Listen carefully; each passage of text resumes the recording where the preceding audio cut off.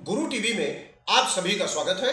मैं वेदांती त्रिपाठी आज आपके बीच धर्म और अधर्म की परिस्थितियों में मनुष्य उलझकर किस चिंतन तक जाता है, इस पर हमें विचार करना है।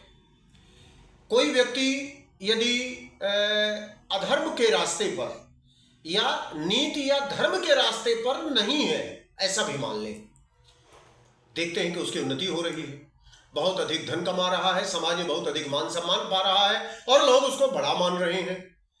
और हम निरंतर धर्म की परिस्थितियों में धार्मिक जो मर्यादाएं हैं, जो सीमाएं हैं, उनके भीतर रहकर अपना जीवन यापन गुजर कर रहे हैं और धर्म के रास्ते पर चलकर अपने को आगे बढ़ाने का प्रयास करते हैं। तो हम देखते हैं कि उस व्यक्ति की तुलना में हम पीछे रह जाते हैं। तब हमें लगता है कि अधर्म बढ़ रहा है, कलयुग में अधर्मियों की बढ़ोतरी हो रही है। हमारा मन निराशा की ओर जाता है, लेकिन ऐसा नहीं है। धर्म को ही पकड़ के रखिए, गति भले धीरे हो लेकिन मुकम्मल होगी। एक मजबूत और स्थायित्व के साथ आप अपने लक्ष्य की ओर जाएंगे। जो जल्दी दौड़ रहा है वो थक कर गिर कर और किनारे लग जाएगा। लेकिन आप यदि अपने धर्म पर कायम हैं तो आपका स्थायित्व है, आपके पापों का भी क्षय हो रहा है और आज की परिस्थिति में आप प्रगति की ओर भी जा रहे हैं।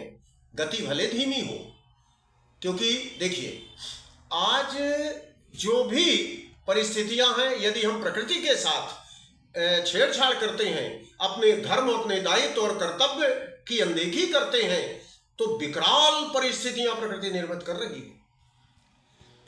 कभी ऐसा सुनने में पुराने समय में नहीं आया कि हम चारों धाम की यात्रा बद्रीनारायण केदारनाथ जाएं और वहां भूकंप आ जाए, बादल फट जाए, धरती फट जाए, ये नहीं होता था। लेकिन अब हर साल हो रहा है, क्योंकि धर्म को छोड़कर हमने आधुनिकता अपनाई है। हम पर्यटन के लिए वहां जाने लगे। गऊ को सड़क में भटकते हुए हम लाठी डंडों से प्रहार कर रहे हैं। हमें यह नहीं लगता कि यदि कोई हमें एक डंडा मारे तो हमें कितना दर्द होगा। इस बात की चिंता और चिंतन किए बिना हम लाठियों से जीवों पर प्रहार कर रहे हैं। उनको दर्द होता है, उनकी कराह निकल रही है और वो हमारे लिए अभिशाप बन रही है। देखिए, इतनी जलवृष्टि कभी नहीं हुई जितनी इस वर्ष हुई। चारों तरफ पानी पानी है, प्रलय है। पंजाब में देखिए कितना बुरा हाल है, उत्तराखंड में देखिए कितना बुरा हाल है, बिहार में देखिए कितना, मध्य प्रदेश में देखिए, चित्रकूट में आए दिन जलमग्न स्थितियां, एक्सीडेंट हो रहे हैं, सड़क में लोग मर रहे हैं। क्यों? क्योंकि हमने अपनी धर्मपरायणता का त्याग किया है। हम सुविधा के अनुसार धर्म को उपयोग करते हैं, अपने हित में सुविधा के अनुसार धर्म को लेते हैं। नए नए बाबा जोगी हो गए, नई नई पद्धतियां बता देते हैं, कथा सुना देते हैं और शॉर्टकट रास्ते बता देते हैं कि आप पीपल पे चढ़ जाइए, आम तोड़ लीजिए और गड्ढा खोद लीजिए, इससे आपको बड़ा लाभ हो जाएगा और सिद्धि मिल जाएगी। कुछ नहीं होगा। बिना हरि शरण के कोई भी लाभ आपको नहीं मिलने वाला है। हरि शरण में ही सारी बाधाएं कटने वाली हैं। हरि शरण से ही सारी विपत्तियों का विनाश और सुख का उदय होने वाला है। लोग पूजा पाठ का दिखावा कर रहे हैं। वास्तविक पूजा कीजिए, आत्मा से पूजा कीजिए। जब आप पूजा करने लगेंगे, आत्मा से पूजा करेंगे, ईश्वर का ध्यान करेंगे, तो आपके हृदय में दया उत्पन्न होगी। जब दया उत्पन्न होगी तो हर जीव आपको प्रिय लगने लगेगा। उसका कष्ट जो है वो आपको लगेगा कि हमारा कष्ट है। और ऐसी परिस्थिति में इस जगत का कल्याण होगा। हम स्वार्थी बनके अपने हित के लिए वरदान मांगते रहें और पूजा पाठ का ढकोसला करते रहें, भगवान इस झांसे में आने वाला नहीं है। आदमी को तो आप झांसा दे सकते हैं, भगवान को झांसा नहीं दे सकते।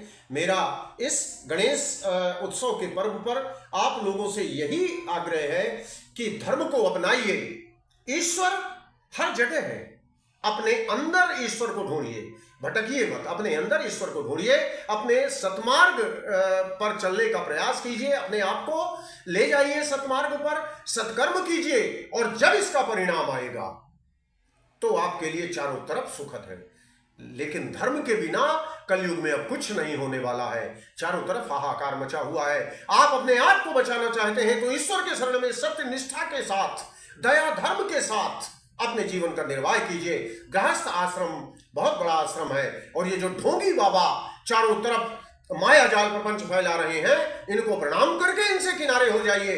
इनके बताए रास्ते पर जो ढोंग करके आपका धन लूटना चाहते हैं, अपना पराभव, अपना वैभव बढ़ाना चाहते हैं, इससे कुछ नहीं होने वाला।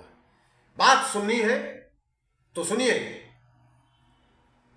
जो सच्चे साधु हैं, हमारे शंकराचार्य जी, अभिमुक्तेश्वरानंद भगवान ऐसी परिस्थितियों का आपको ज्ञान देते हैं, वीडियो में है, मोबाइल में है, यूट्यूब में है, इनको सुनिए। प्रेमानंद महाराज को सुनिए जो साक्षात भगवान का अवतार लगते हैं, और इनके बताए रास्ते पर चलिए। इन संतों ने आपको जीवन का सही रास्ता दिया है, और यहीं से हमारा कल्याण है। मैं आप सभी को इस गणेश उत्सव की बधाई देता हूँ। गजानन स्वामी हमारे प्रथम पूज्य हैं, इन्होंने आपको मंगल दिया है, सिद्धि दी है, बुद्धि दी है, और सारे वैभव धन लक्ष्मी के ये दाता हैं। इनके इस पुण्य अवसर पर आप ये संकल्प लें कि धर्म के रास्ते पर ही चलना है, गौ रक्षा हमें करना है, प्राणी मात्र की सेवा करना है, इसी में सबका कल्याण है। जय गणपति देव। आप सभी का कल्याण हो, आप सभी का मंगल।